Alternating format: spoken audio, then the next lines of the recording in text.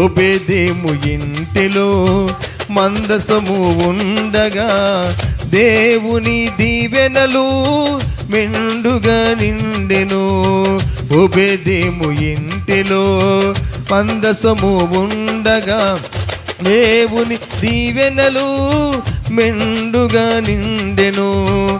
దావీదు వంటెలో దేవుని స్తుతి ఉండగా, దావీదు వంటెలో దేవుని స్తుతి ఉండగా సితారాను సంధించి సదా ప్రభుని స్తుతించి, సితారాను సంధించి సదా ప్రభుని స్తుతించి దేవుని దయ పొందెను దావీదు, దేవుని దయ పొందెను.